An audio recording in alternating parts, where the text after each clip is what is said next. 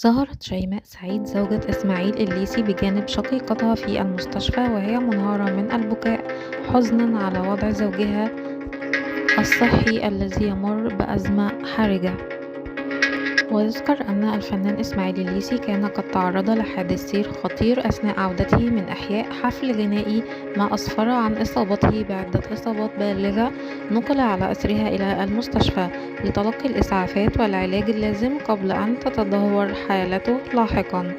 وأفادت التحريات الأولية أن الحادث وقع نتيجة تصادم بين سيارتين ملاكي على الطريق الصحراوي الشرقي، وأسفر عن وفاة 3 أشخاص وإصابة 7 آخرين.